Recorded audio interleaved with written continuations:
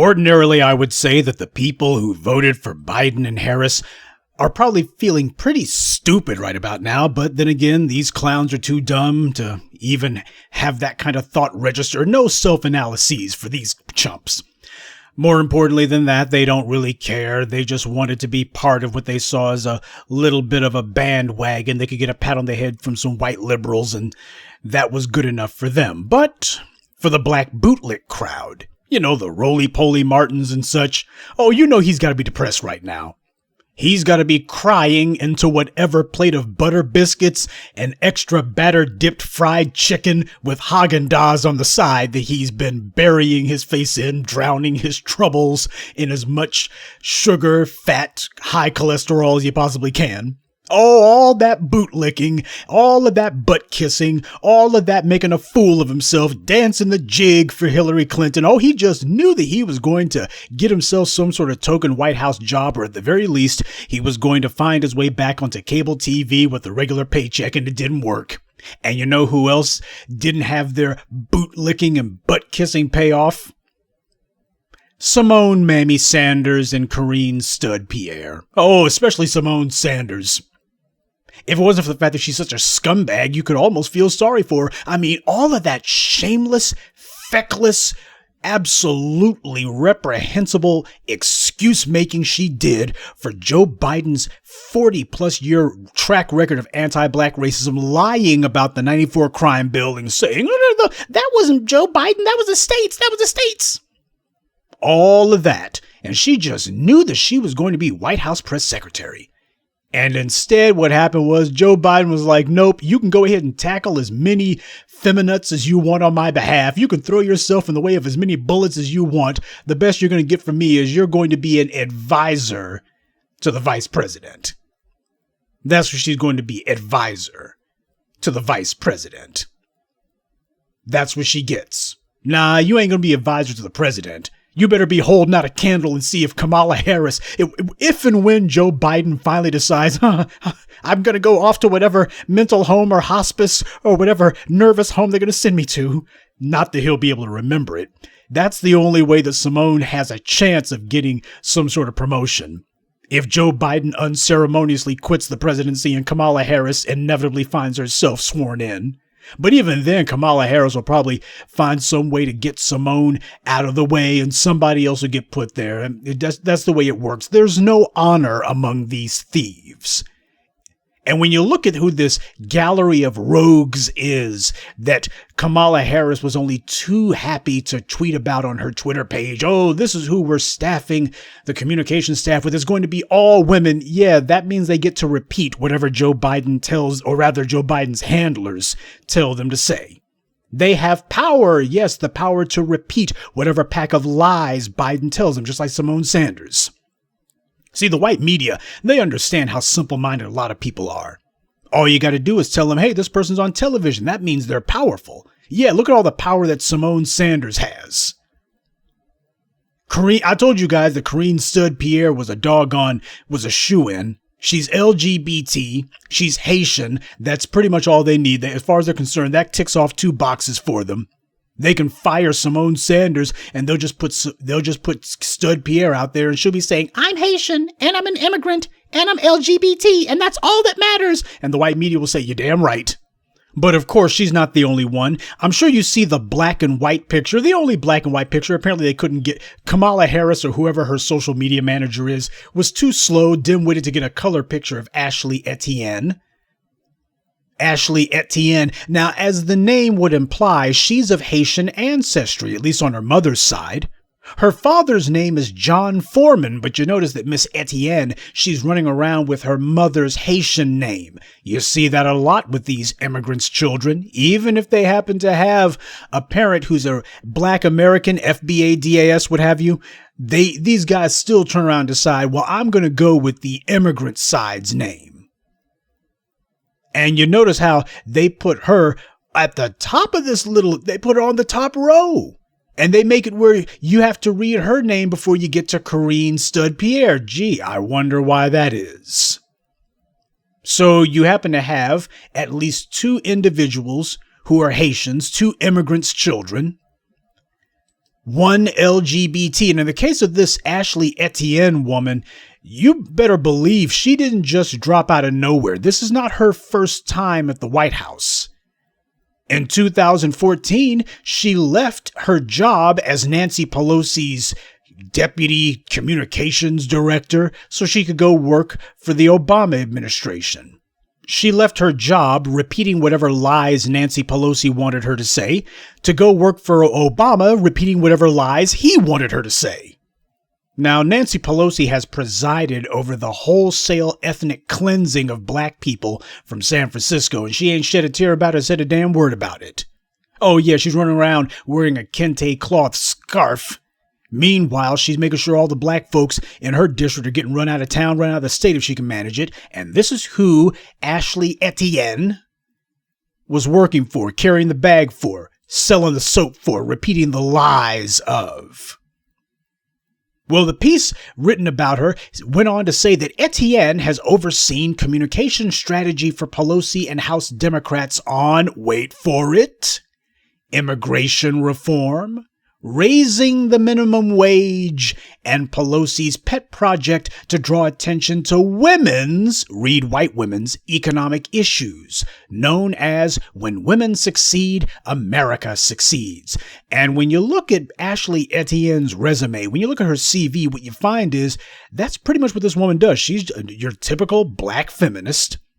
Oh, that whole 3%er project. We need to have as many women as in creative director positions as possible. That's what she spends her time doing, making sure that there's as many women, preferably white women, in positions to be able to have their hands on some sort of media or some sort of political office that they control, and she'll basically just be their flunky. She's their willing bootlick. That's who Ashley Etienne is, and apparently she's proud to be so. Because earlier this year during the summer, you had Vanity Fair do a little profile of her. The Vanity Fair piece referred to her as the Queen of the War Rooms. And what kind of war room experience does she have? She was part of the group that led the failed impeachment of Donald Trump. That's her war room experience. This woman's the Queen of the War Rooms, but she hasn't won any battles. And before some lame brain Kamala bot or some shea butter bootlick feminut decides to say, well, she wanted Donald Trump out and he's out. She didn't have a damn thing to do with that. Donald Trump largely put himself out of office, mainly because of the fact that he antagonized too many of the people who could have been of help to him with the Republicans, and he refused to actually do anything genuine to show that he really was willing to put a bid in for the black vote. He could not motivate black people who would have been in a position to help him gain some traction in Michigan and Georgia where he needed it. And he had made it where the Republicans looked at him and decided, well, you know, you've disrespected us too many times, and hey, we got our pride after all. Donald Trump put himself out of the White House. There were a lot of things he could have done that would have been different. There's a reason why the second stimulus didn't happen. Mitch McConnell didn't want it to because he knew it would weaken Trump. So no, I'm afraid that Miss Ashley Etienne, carrying water for whatever Democrat wants to have her lies spouted from a person of color today, she had nothing to do with that. But that's not about what reality is. It's about perception. And Ashley Etienne, I just wanted you to understand, this woman did not come up out of nowhere. This was planned. Oh, when it comes to these bootlicks, the white media, the white political establishment, they've got their bumper crop of sellouts and suck-ups lined up. They got these clowns in the pipeline. These fools didn't come from nowhere. So this is who Joe Biden's communications team is comprised of. Immigrants, LGBT, people whose top priority is immigration. Immigration meaning legalizing the status of as many non-black people as possible. And if there are any black people who get their status legalized, preferably individuals who are already hostile toward us. That's what she's about. And white women's issues. Yeah, that's what the Obama administration was doing. They were grooming her to hopefully see if she would prove her loyalty to them. And if she did, well, we'll go ahead and stick her in a position where she can go ahead and be the face for whatever anti-black garbage we come up with next. I would love to spit in the face of Symone Mammy Sanders about this whole thing, but the truth is, we told you guys that this is what this is all about. All the lies, all the mindless apologizing for Joe Biden's anti-black racism, all of the self-debasement. What did Symone Mammy Sanders do it for? She did it so that she could get a job that basically is one step above being an intern. Basically, she's going to be in the basement of the White House. And if she's not getting coffee for Kamala Harris, or is it curry, then she's going to be otherwise serving whatever it is that Elizabeth Alexander tells her to do. Or Ashley Etienne. Yeah, the dark-skinned females, and Symone Sanders, I'm not sure. Depending on how much time she spends in the sun, she may or may not qualify as dark-skinned. Depends. But you better believe the dark-skinned black chicks come in last place, and that's exactly how it was supposed to be. You got all these white women who were looking and going, you just made a person of color, a woman of color vice president before a white woman. How long must white women wait before we become president or vice president? That's what all these white women were up here saying. So Biden knew what he had to do. We got to give them top jobs to white women. Oh, even if they're not anything with power, the point is they'll have high visibility. Representation matters, after all. That's the reason why Symone Sanders and Karine Stud-Pierre, especially Symone Sanders, you cannot name for me any of these women who did more, who put in more time, who put in more work, who told more lies than Symone Sanders. I don't even know who the rest of these women are, other than Karine Stud-Pierre, and she didn't do that much. And yet, what happened was Biden ruthlessly passed over his two favorite bootlicks, and he put a bunch of white women and one light-skinned mulatto from Haiti, put them over them. They get in ahead of them. Symone Sanders and Karine Stud-Pierre, they got to take a back seat to these white women and this high yellow mulatto. You just got to understand that, well, you can't actually be the face of the administration. Oh, I'm sure Symone Sanders will be doing every reckless stunt she can to try to line up some FaceTime for herself on cable TV, but the truth of the matter is she ain't really speaking for anybody and nothing she says will actually matter. But this is what Symone Sanders told all those lies for. She was trying to get a White House job. It was so important for her she would do anything, including sell out the entire lot of black people in America. She would gladly sell us all up the river just so she could get a job in the White House basement. This is the mentality of the black bootlick. This is what the black bootlicks are about. As far as Symone Sanders is concerned, if this is her consolation prize, well, this is about all she can expect from White Daddy, so she better be satisfied with it. I know that these guys didn't really want me here, but I'll take this, I'll take it, and maybe I can write a book. I'll be the first person in human history to have written more books than I've read, but that's okay. I'll get a ghostwriter just like Trump did. And what I'll then do is I'll go try to see if I can hawk the book on MSNBC or CNN or NPR or something, and I'll make sure that I do some interviews, and if these guys snub me too much, I'll make sure to drop some hints that I'll leak stuff out of the White House. Anything I hear, I'll leak it. That's Symone Sanders' plan. She's clout chasing. She's clout chasing, and in the meanwhile, she's selling black people out. There's going to be very real, very dangerous consequences for what Symone Sanders has done. Because she willingly allowed herself to be the front Negro to lend her melanin to a lie that was meant to make it where Joe Biden never had to admit that he was wrong and that he had a lot of damage that he had to repair regarding black people. She made it where, oh, no, he ain't got to repair anything. Take it from me. If you've met one black person, you've met us all. And if I lie for him, that means all black people are cool with it. Anyway, before I forget, Pili Tobar, who's the deputy White House communications director, well, she's also a lesbian too, so I'm not sure if Karine Stud-Pierre is aware of that. I guess we'll have to just see. But there's a lot of black people who've been telling themselves a lot of lies so that they can try to feel as if their stupid, cowardly decision to not take the hard line was somehow based on morality. We have to. If you want a good example of how stupid it is, if you want somebody who perfectly encapsulated and summarized the mindless, immoral cowardice that so many black people decided to engage in just a few weeks ago? Well, Tamika Mallory was the Negro whisperer that Harvey Levin wanted to talk to about what Black America thinks regarding Kamala Harris in 2024.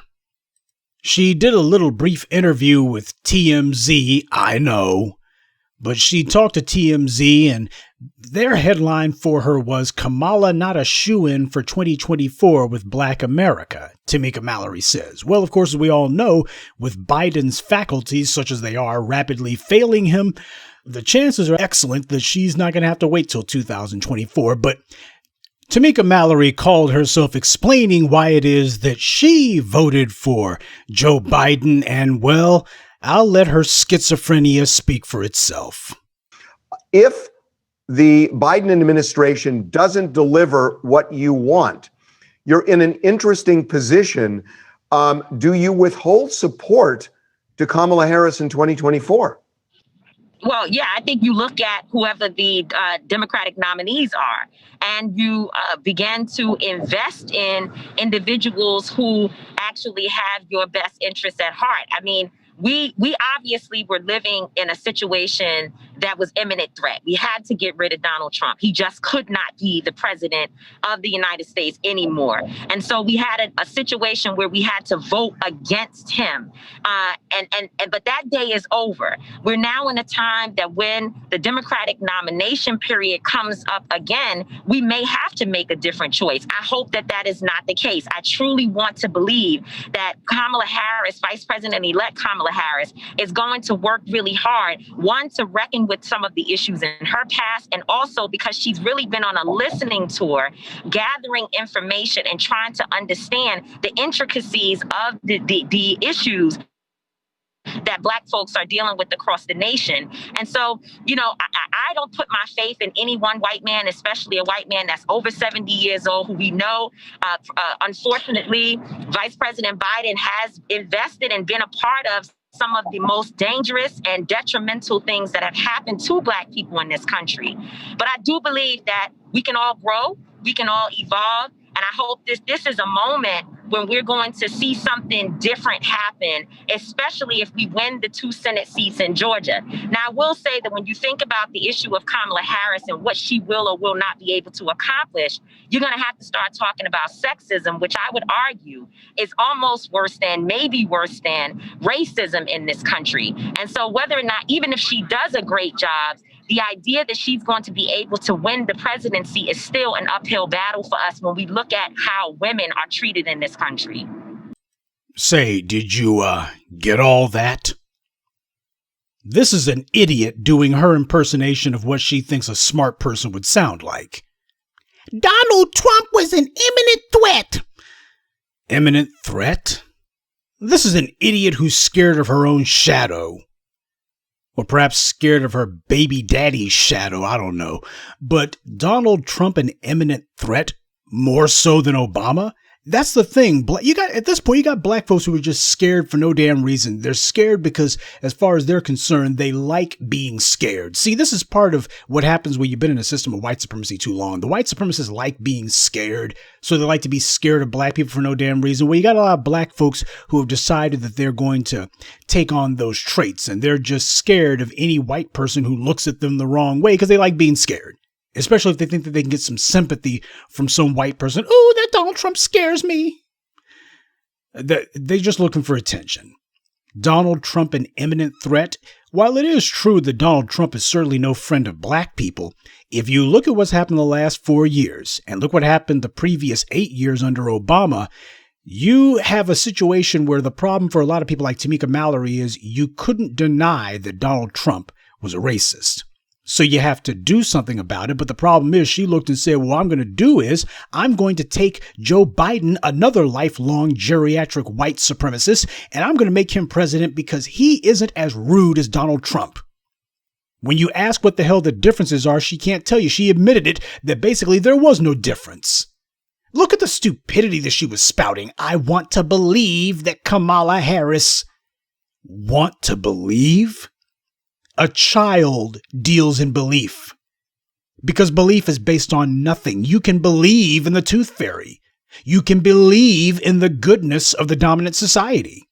That doesn't make it real. Belief is based on emotion and just doing as you're told. People believe in a lot of things because they were told to, or because they're wishing that something was true when it's really not. An adult, on the other hand, only deals in knowledge. Knowledge is based on facts, not emotion. You can't tell me what I know. I determine that for myself, but unfortunately, most black people do not. And that's what's going on here. Tamika Mallory's, this verbal vomit that she was spewing, tragically, it's actually very accurate to the mentality of most black people in this country, especially the black folks who were calling themselves thinking that they were doing something heroic by toppling the racist Cheeto in chief. But then when you ask, okay, so now that Trump is gone, what are you getting? Well, we're going to get somebody who won't be calling us names and somebody who won't be proudly standing with the white supremacist. Instead, you're going to have somebody who will do everything short of that. That's called a distinction without a difference. Tamika Mallory is trying to tell black people what we should believe. And the rhetoric is actually pretty accurate to the brain-dead, unthinking mentality of so many who made excuses for casting a ballot for a man who, as Mallory said, they don't have any faith in. You heard her say that. She puts no faith in Joe Biden. But that didn't stop her from voting for him anyway. I don't put any faith in him, so I want to put him in the White House. There's nothing you can say about Joe Biden that you cannot say about Donald Trump. And if the only justification you can come up with to defend voting for a man who you know to be an anti-black racist is, well, look at the stuff that Trump says. Trump is worse. If that's your only defense, then that means you don't have a defense for doing it. But then again, that would only matter to a thinking person who considers the consequences of their actions. She wants to believe. You know how most con men, or in the case of Kamala Harris, con women, you know how they fool some gullible dimwit? By letting the mark con themselves. That's how most con men operate. That's how they're successful. Being a con man is all about getting the mark to invest in something that isn't real. And the sad reality is, the longer that the mark spends indulging this or that lie, the more resistant they're going to be to having to face up to the truth.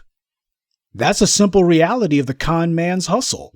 Once people have bought into something and they've invested emotional and psychological capital in it, they simply cannot let it go, no matter how damning and damaging it is.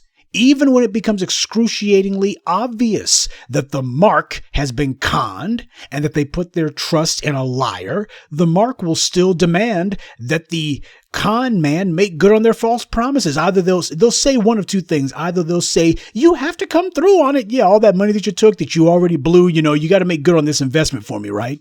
But usually the mark doesn't even get to that point. Usually once the mark realizes, well, is it true? Have I been conned? What the mark will actually do is they will defend the con man. If you have a mark who actually realizes that maybe they've been taken for a ride, they're much more likely to defend the con man to the death than they are to actually even confront the con man and demand that the con man make good on what were clearly false promises. Don't believe it? Look at the 8 years of Obama. It was absolutely undeniable that Obama had conned black people. It was absolutely undeniable that Obama was not going to make good on any of his empty words for black people. The man was running a con. And most black folks, rather than face up to the reality, instead, he didn't do nothing for us.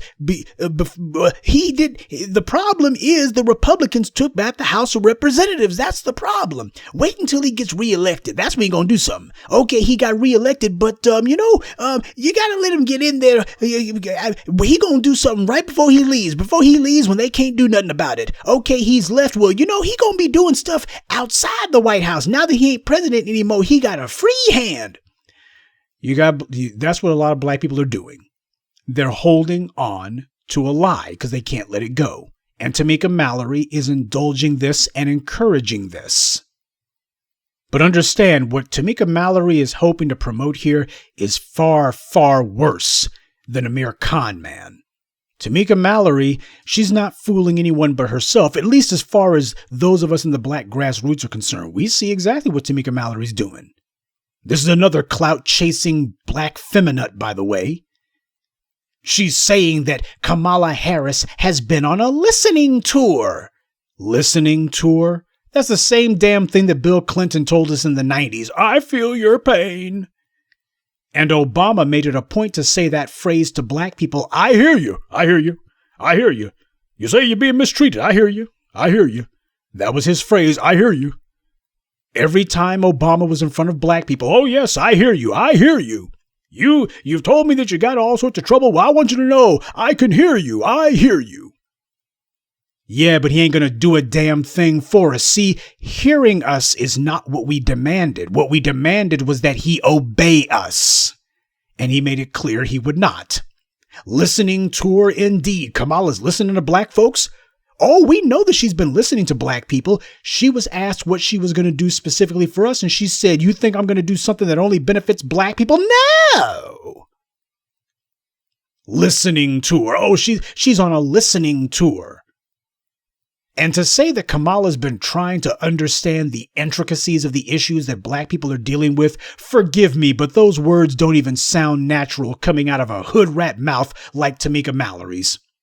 When she tries to talk like that, fumbling and stumbling and bumbling through what limited vocabulary she has, she sounds like freaking Oswald Bates, using words that she clearly doesn't know the meaning of. Kamala Harris doesn't have to gather information about black people's issues. We've been telling her about our freaking issues for 30 years now. We've told her, and she's already given her answer. No. So what's this going on a listening tour bullcrap? Kamala Harris, like every other politician in this country, is not trying to learn our issues. She's trying to evade our issues. Because politicians like Kamala Harris were the ones who created our issues in the first place.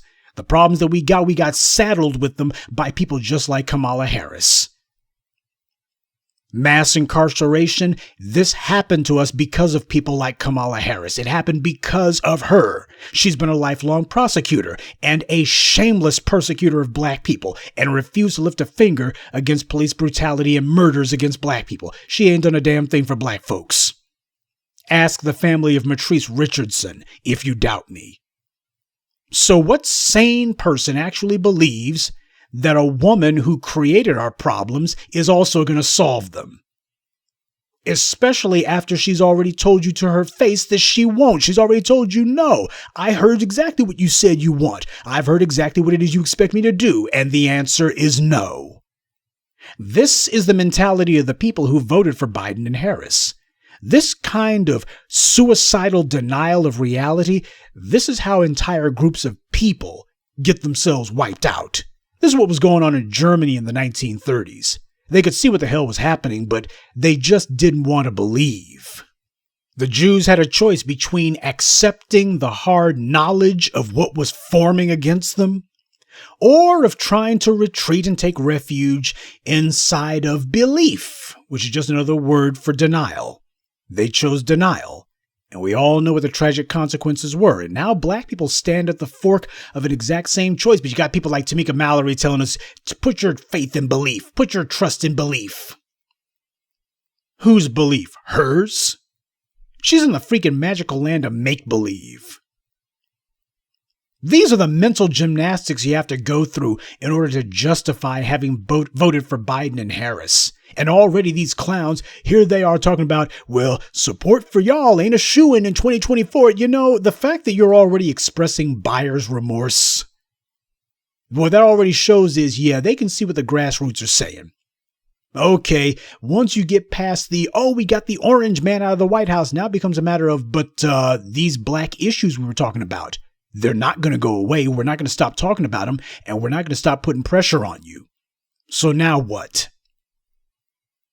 People like this cannot form a coherent thought, which gives Tamika Mallory something in common with Joe Biden.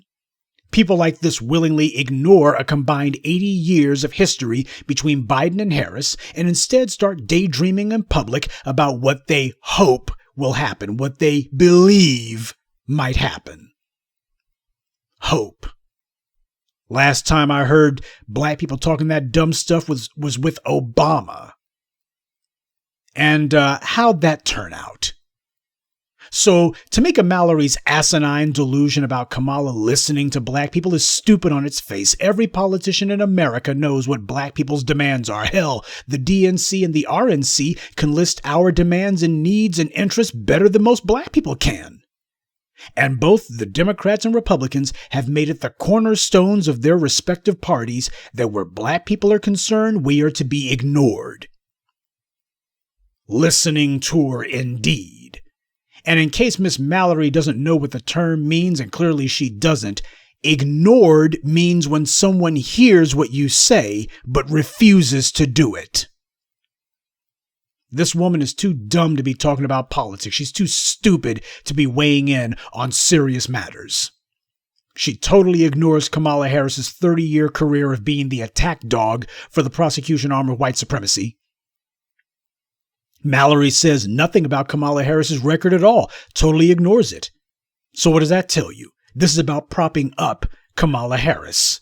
Because there's a narrative that they're already trying to start the steady drumbeat of. Tamika Mallory sees herself as a white feminist, or rather an aspiring white feminist. The only reason that these black shea butter types make any noise at all about racism is because they want the white feminist who they so desperately wish they could be to stop discriminating against them and to let them be honorary members of the oppressor class, or at least let them indulge the fantasy that they are. That's what the Tamika Mallorys and the Ashley Etiennes are all about.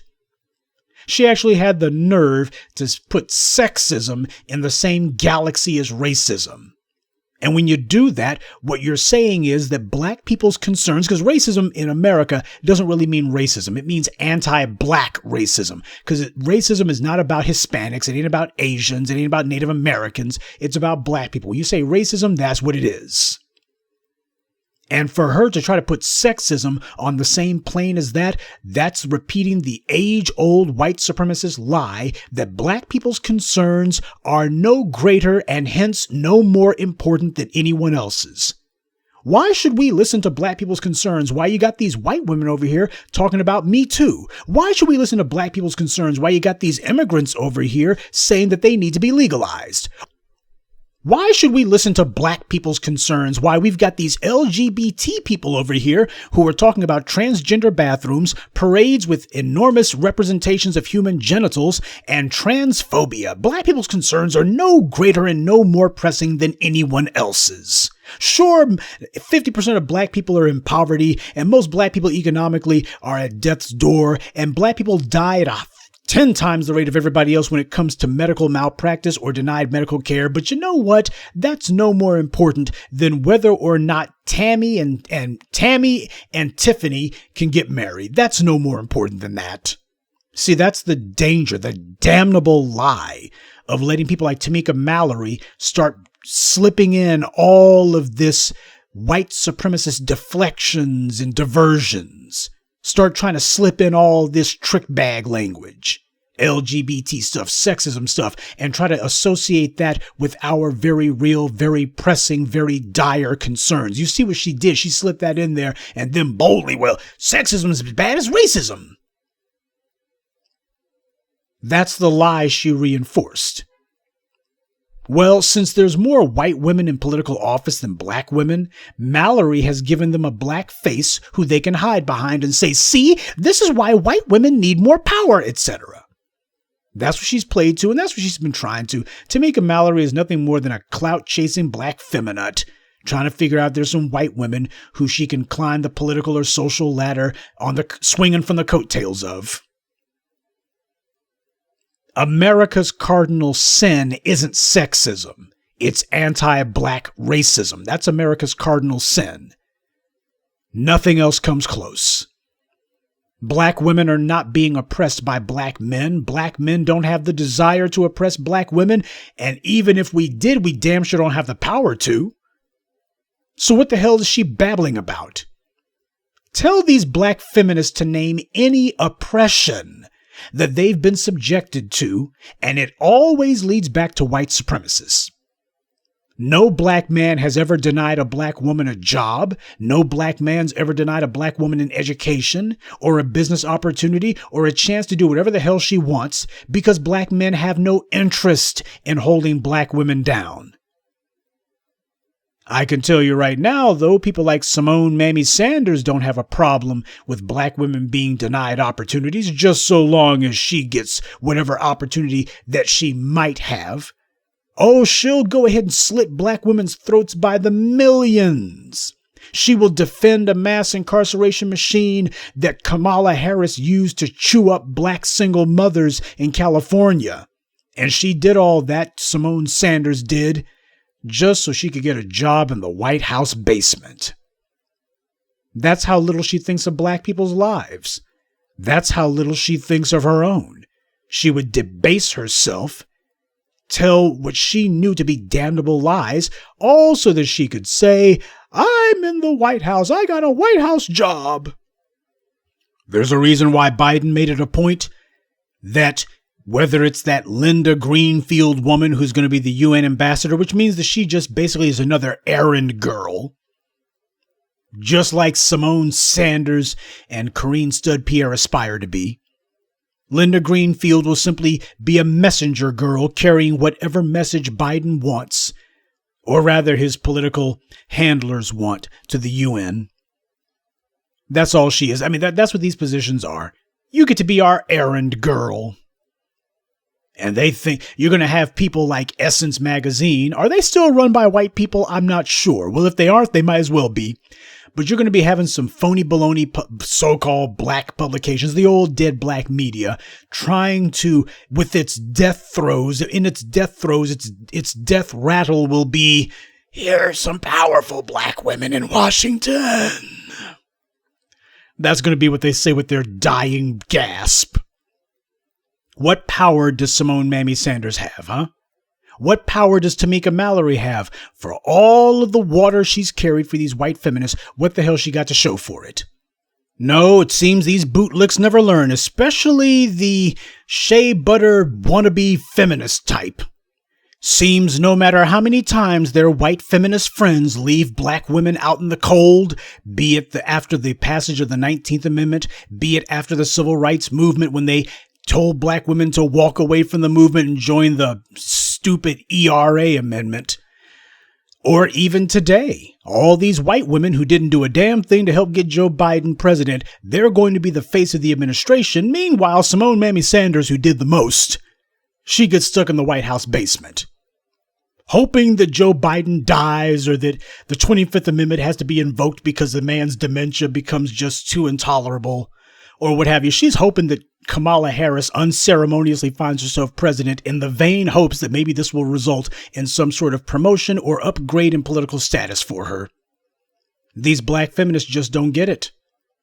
My favorite part, though, was when Mallory said she believes we can all grow, we can all evolve. She's talking about freaking Joe Biden here. And she thinks we will see something different happen. This is crazy talk. First of all, Joe Biden is 78 years old, and he seems to be going into senility, if not outright dementia. What possible growth can you expect from a geriatric racist who has spent his entire life writing laws to target black people? At his age, what growth is he going to have? What evolution he's going to have? Evolve in his thinking? This dude, his brain is wearing out on him. He can barely talk, much less think. And even if he could think, how much good is that going to do us at his age? The man's closer to I would love to say he's closer to retirement than anything else, but at this point, he's closer to a headstone than anything else. Has Biden apologized or even acknowledged what he did against us? No.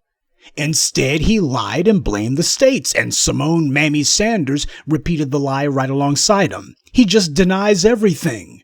He's made no promises to undo or even address the damage that he's done. He hasn't even admitted to that he's done anything wrong against us. So when Tamika Mallory talks about we can all grow and evolve from what? What does she base this delusion on about growth and evolution? She doesn't even say. That's because she has nothing to base it on. Wishful thinking, daydreaming. Well, as Dr. Joseph Ben Yakinen said, a dream will kill you if you try to live in it. In one breath, she pretends as if she's criticizing Biden, but in the very next breath, she completely and thoroughly ignores Kamala Harris's mountain of crimes against us. Mallory pretends not to know what Kamala's done against us, and you better believe she's doing that under orders. It's no accident that Harvey Levin, who is no friend of the black community, that guy, he's been doing his own anti-black war through that little sewer of his. But it's no accident that he put her on. Mallory just gives the Asian vice president a total pass. It's no shoo-in that black people are going to vote for her in 2024, but she doesn't. That's what the headline is. But Tamika Mallory never says why black people wouldn't vote for Kamala Harris. Instead, it's just a matter of, well, we got our doubts about Joe Biden.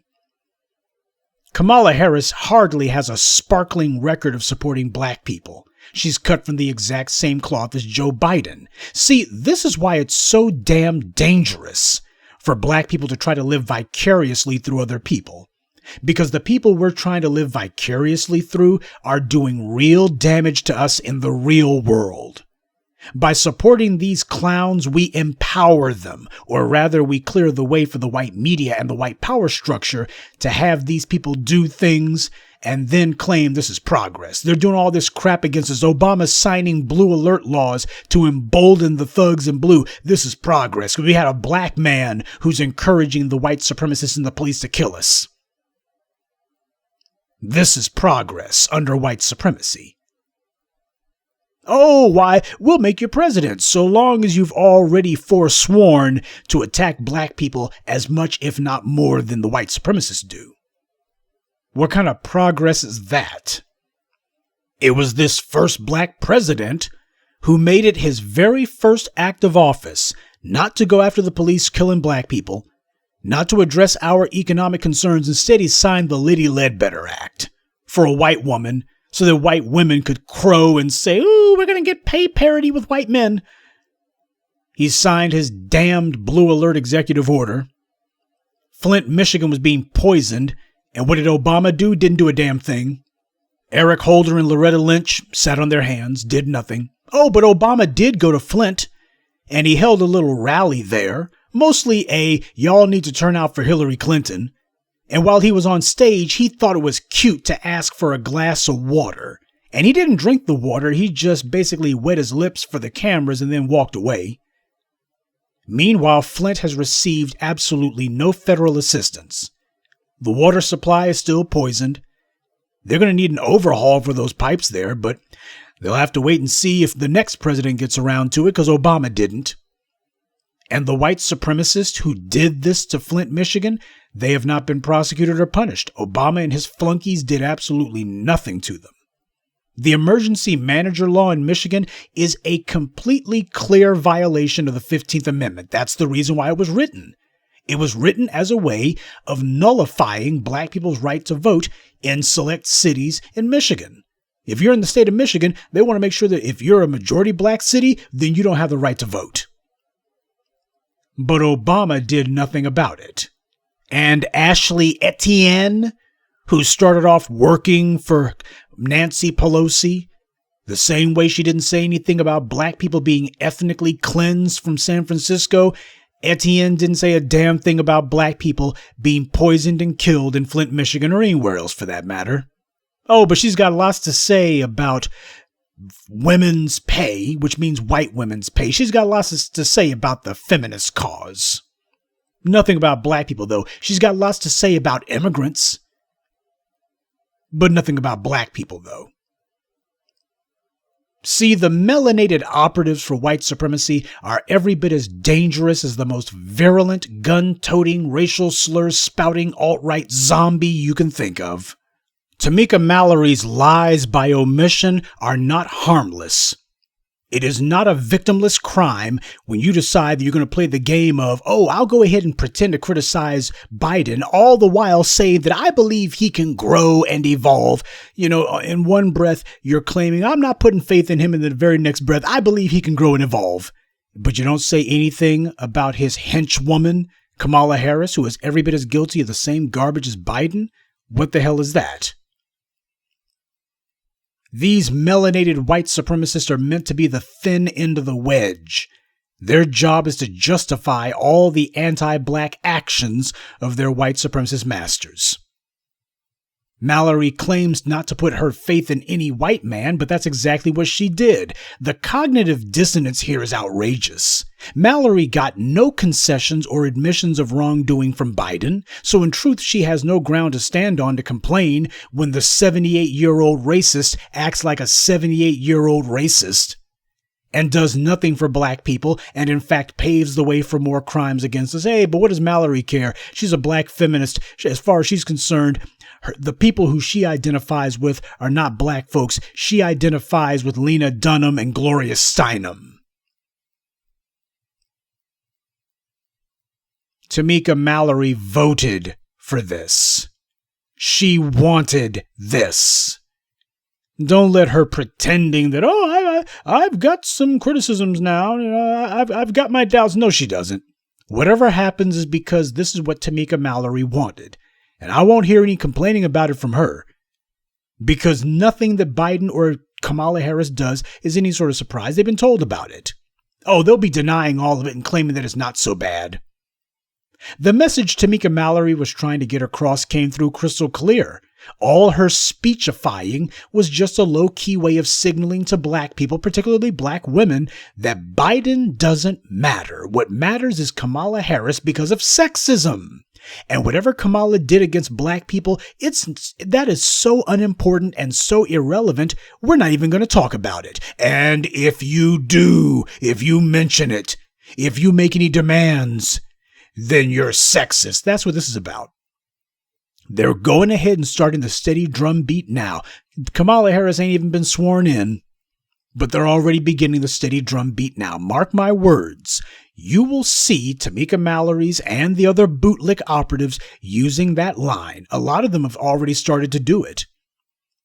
But you will see so-called activists like Mallory leading the charge to say that any black people who criticize Kamala Harris or point out her record of anti-black racism, they're just sexist. And you will also see Tamika Mallory come flat out and say that sexism is worse in America than racism. She's tiptoeing up to the line right now, but I can promise you when the time comes and her white feminist masters tell her, you got to get out there and run interference for Kamala Harris because she's taking a lot of flack from those black grassroots types and they're skinning her alive like they did in 2019. Tamika Mallory will pull a Bayard Rustin. And just like Bayard Rustin, you will have Tamika Mallory claiming that sexism is far worse in America than racism. Why? Racism's largely been dealt with while we had Kamala Harris as vice president.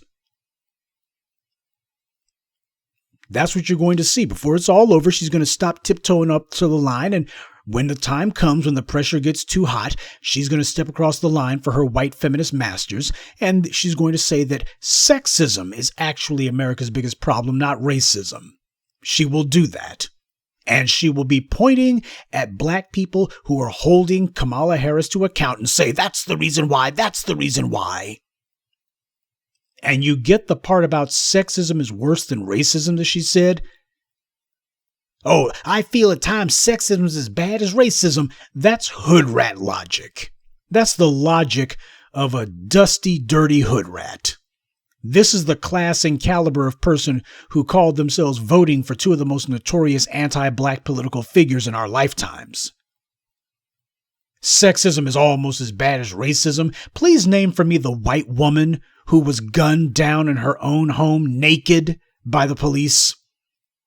Please name for me the white woman who was pulled over by police and then turned up dead in a police station and nothing was done about it. Please tell me about that white woman.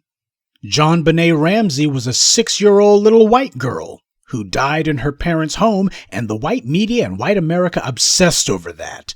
They didn't even know who the killer was, but they were damn sure going to make certain no one forgot that little white girl's name. Meanwhile, Ayanna Jones was a 7-year-old little black girl, murdered by a race soldier in Detroit during a police raid. Just like Breonna Taylor. Everyone knows who murdered Ayanna Jones, but the white media refuses to talk about it. Your black pundits, the black bootlick class, the Joy Reids, the Jason Johnsons, the Roly-Poly Martins, the Tamika Mallorys. You don't hear them talking about Ayanna Jones, but you hear the black media talk about her frequently.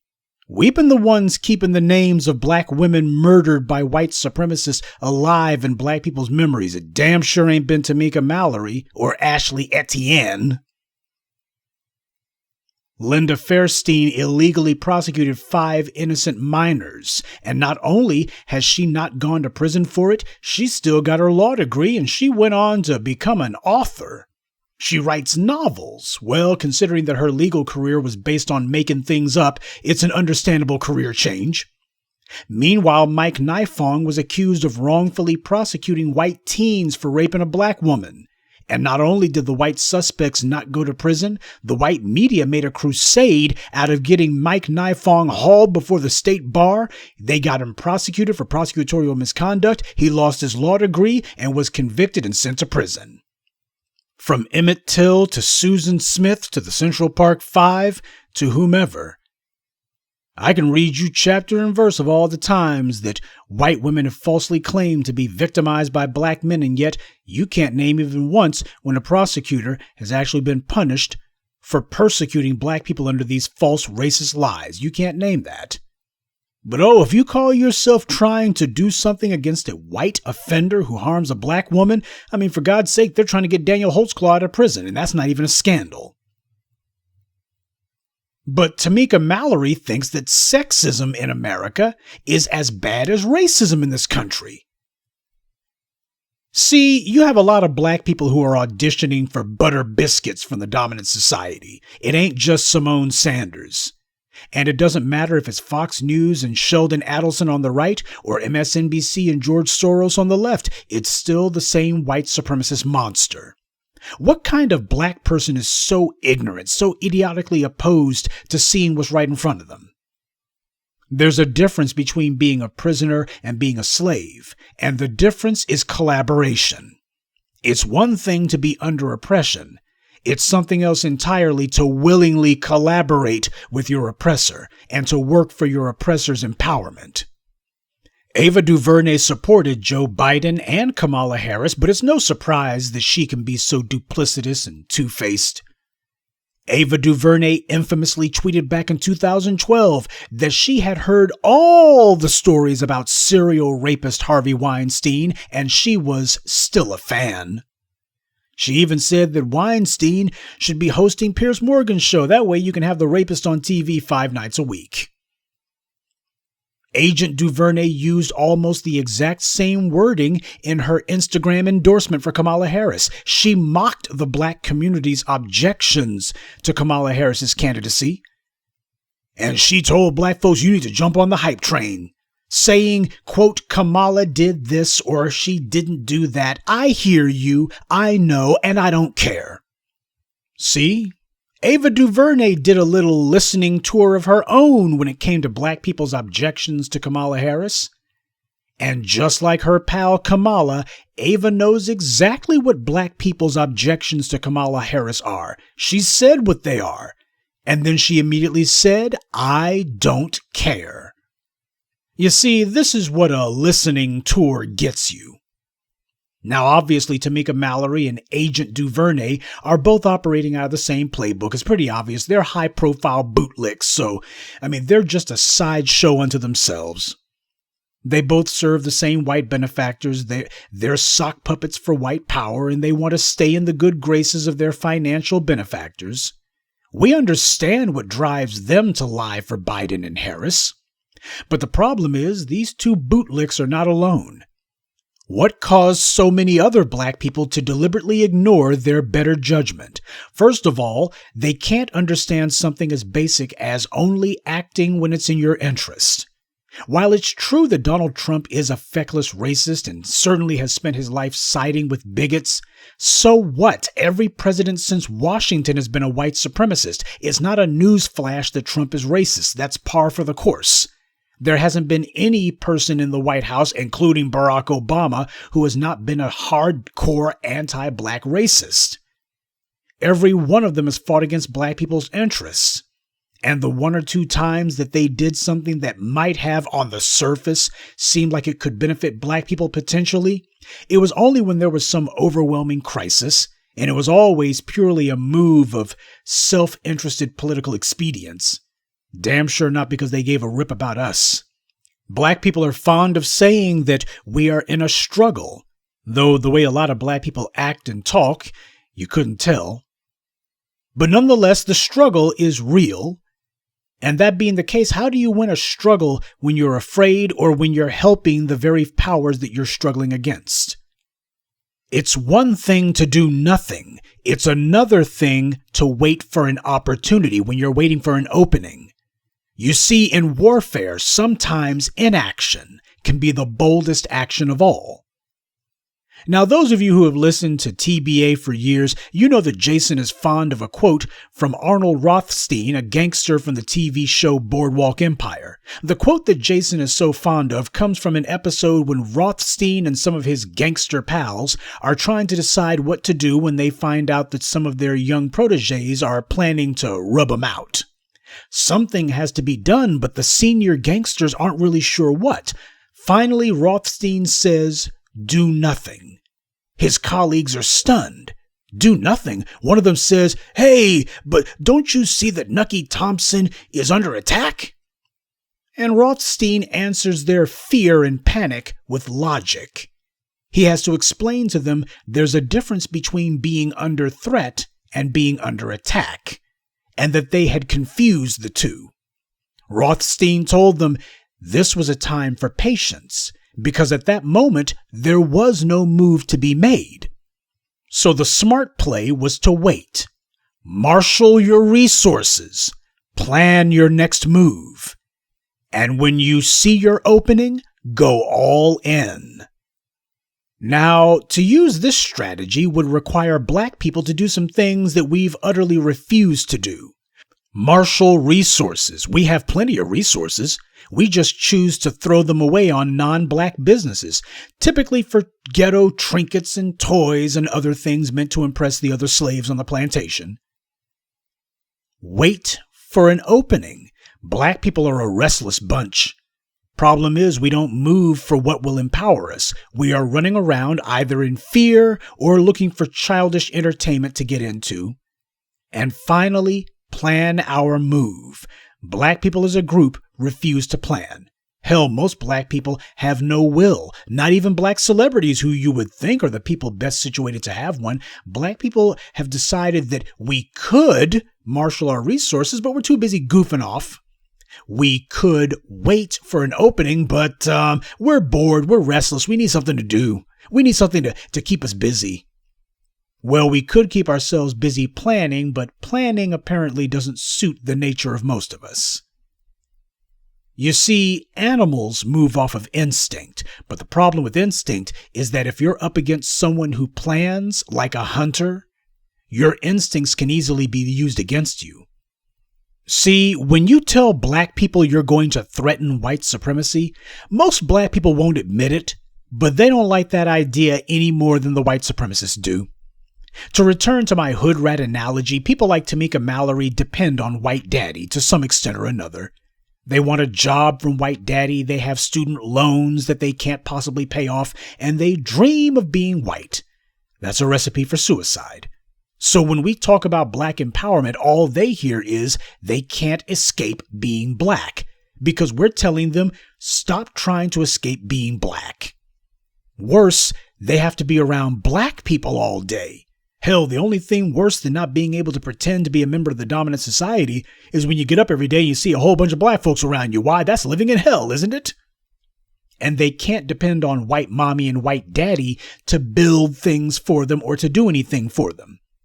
A whole lot of black folks want to be the dependents of white mommy and white daddy, and they just can't bear the thought of having to live life without the dominant society to tell them what to do. I would love to say that this is post-traumatic slave disorder, but what's going on here is something far worse. And the white supremacists know it, especially the ones in government. When the Tamika Mallorys and Ava DuVernays talk to their white feminist pals and tell them their troubles, these white feminists take note of what these black women say and they report it back to the white men who run the system. And these white men take this information and hold it in reserve to be used as a trump card should the need arise. Say that you have some black empowerment types who start demanding tangibles and agitating for reparations and disengaging from a political system that does nothing for us.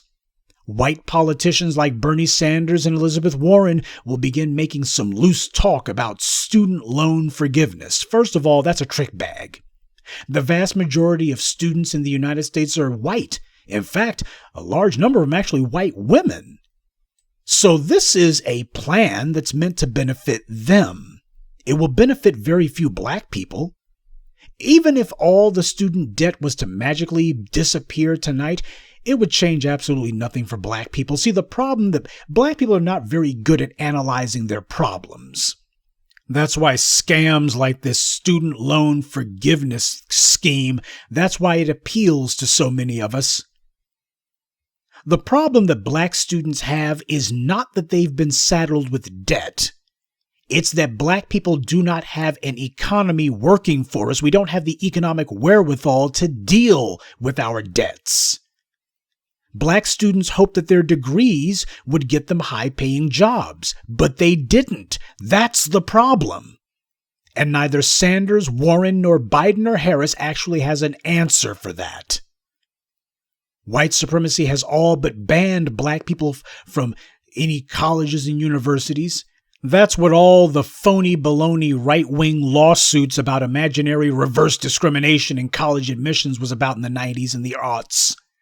A clumsy front for ethnically cleansing the colleges and universities of black students, and a lot of Asians went right along with it.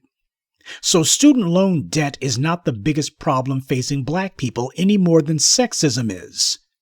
White supremacy has spent a lot of time trying to identify any potential fault lines in this burgeoning, renewed alliance between black men and black women. They're trying to figure out what are the wedge issues. Oh, a disproportionate number of black women have college debt. See, we didn't allow many black people in to the colleges and universities, but the few we let in, well, we let in far more black women than black men. So that being the case, the black women are going to be far more likely to be saddled with all this debt. And that being the case, we'll wiggle this in front of them and tell them, forget about that tangibles thing. Forget about reparations. Stop agitating against the system. Oh, don't you want to get that student loan debt off your back? Oh, the garnishments are coming. The lawsuits are coming. We're going to do this. We're going to take your Social Security. We're going to do this, that, and the third to you. But we'll throw you a lifeline if you abandon this whole tangibles thing. What about economic empowerment? Well, you can't have everything. What do you want? Do you want economic empowerment, or do you want that student loan debt to go away? Oh, please get rid of the debt for me, Daddy. That's what's going on here. That's the button that white supremacy is attempting to push. See, when it comes to economics on any level, that conversation demands a high level of political maturity, and a lot of us are failing this test. See, white power already gamed all this out. We demand tangibles, and what they instead do is offer a conversation, not even a promise or a deal, but just a conversation about student loan forgiveness. Won't you feel better after they say, well, it sure would be a nice idea to take all these white people, students, and get rid of that debt on their backs? And a lot of black people have already decided that that's the most that they can hope for. They've already given up on everything else. They're like, well, we'll just take whatever it is these white Democrats tell us they can do. Oh, they're not going to say anything about police brutality and murdering black people. Well, we won't bring it up because I guess we just can't get that. Oh, they won't say anything about our tangibles. Well, we won't worry about that. Nothing about reparations. Well, we won't worry about that. Hey, they said student loan forgiveness. Well, if that's the only thing they'll bring up, we'll go for it because that's the only thing they're willing to talk about. So that's all the hope we have. We gotta go along with whatever they say. because they figure this is the best that they can do, and they're not going to actually push the issue, because that would require persistence, and a lot of black folks, as far as they're concerned, that would take too much time away from Tyler Perry TV shows and the Real Housewives of Who Gives a Damn.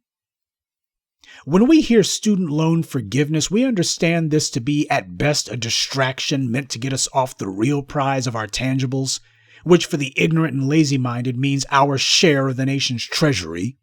As I've told you time and again, even if slavery had never happened, the fact that we are citizens of this country means we're supposed to get a share of the nation's bounty, because that's the social compact.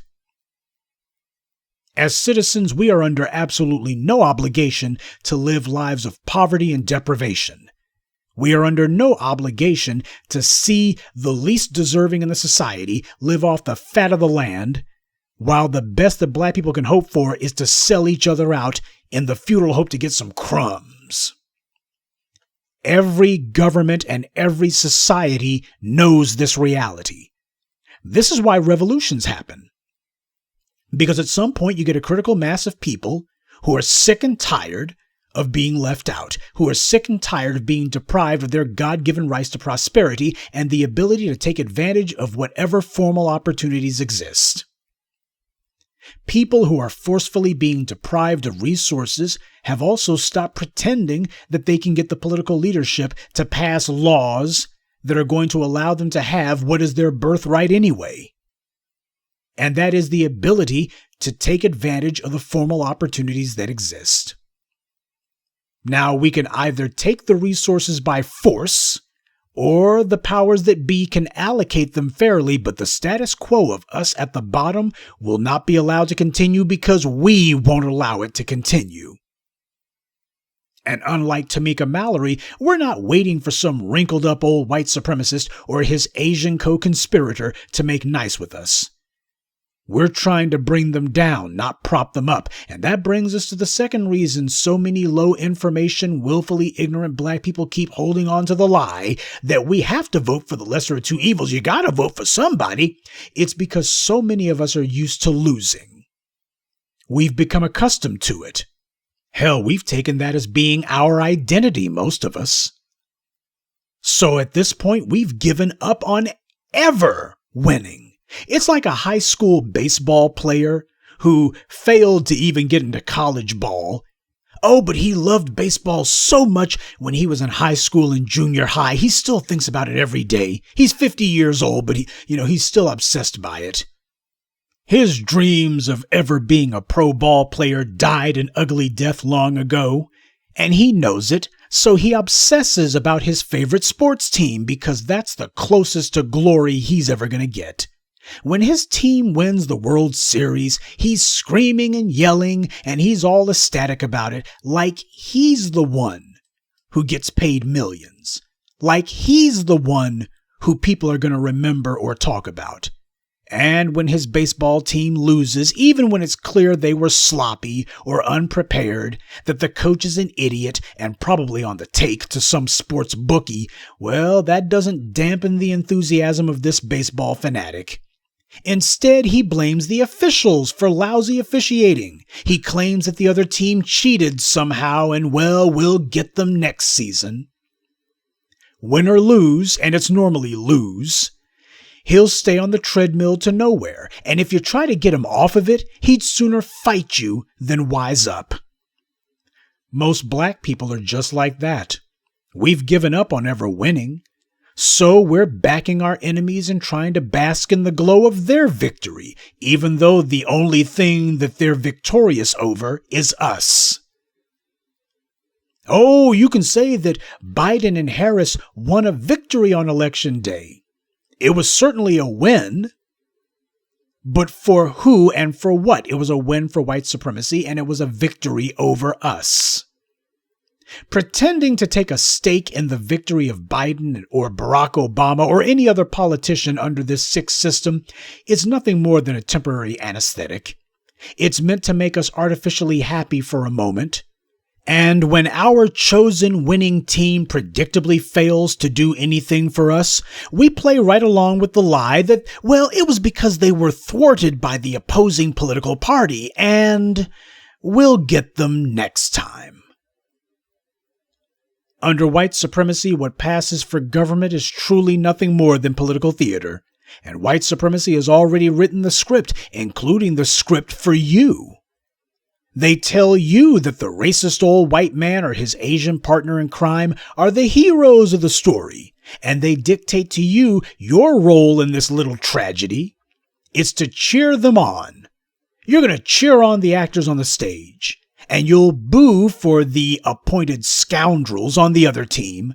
You'll cry when the heroes face some sort of setback or defeat, or rather you cry when they claim to face a setback. Because no matter who allegedly loses, white supremacy always wins. You want to know why? Because white supremacy assigned you the role of being a mere spectator, and you accepted it. This is not Biden or Kamala Harris's story. It's not Tamika Mallory or Ava DuVernay's story either. This is our story. We are the ones who are meant to be center stage, and we can be, but we're going to have to take center stage. And that means stop pretending as if Harris and Biden and Mallory and DuVernay and the rest of the garbage are co-stars. These guys are nothing more than bit players who do not belong on our stage. They're crowding us. And it's time we showed how sharp our elbows can be. First order of business, however, is to flip the script. Stop letting white supremacy dictate to you what you're supposed to do. Get comfortable with being uncomfortable.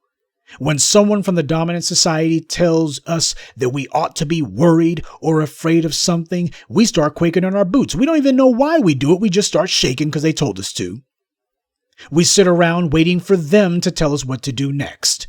And on the off chance we do start acting for ourselves, they know all they've got to do is send a few white feminists or some black flunkies on the take, or both, to tell us that we're wrong and that we're only going to cause bad trouble, and that's usually all it takes to get us to stop what we're doing and go back to following orders from them again. And those orders are usually to help them get what they want while ignoring our own dire needs. This is where fear of the Republicans comes in. White power understands the need for controlled opposition. Democrats and Republicans both work for the same sick master, but one of them pretends to sympathize with you, so you go along with them. You go, oh, I'm going to pretend like these are my buddies. It's the ethno-equivalent of good cop, bad cop. And we've been falling for this scam for too damn long. At some point, we're supposed to dig on our heels and say, wait a minute here. I ain't scared of either one of you. You don't have anything on me, so you have nothing to hold over my head. And simply put, I don't have to accept any sort of plea deal from you because you ain't got nothing on me. So you're not going to tell me what it's going to be. I'm going to tell you what it's going to be. But that's the problem. Black people have been conditioned and willfully gone along with our assigned role in the society to be the scared little darkies running from whomever white power tells us to run from. It never occurs to us that the best thing we can do is stop running, turn, and face the enemy. As I've been telling you for over a decade now, when we fight, we win. But when we don't, we die. You're letting white supremacy tell you what to do, and that is not okay. Somebody comes up to you telling you, you need to vote for Biden and Harris. This is business. Oh, you coming up to me. This is serious business. You want me to make Biden the most powerful man in the world? That's serious business. And since this is business, we're going to talk business. What's in it for me? Well, Donald Trump, he's a rude racist and he says all sorts of crap. Well, so what? So does Joe Biden. I guess that means don't vote for Biden, huh? What's in it for me? See, that's what happens when you're serious about what you want. You don't make decisions based on fear. Nobody's going to scare you into anything. So to the people who think that they sound smart, talking like Tamika Mallory, you sound like idiots. Bill Moyer said it best, elections are about who gets what. And those things have to be hammered out before a single vote gets cast. You don't vote based on belief. You vote based on knowledge. Tamika Mallory sounds like a hood rat fool talking about how she's hoping Biden will do right by us, hoping Kamala Harris will listen to us and learn what we need. She sounds like she's been in a coma for the last 20 years.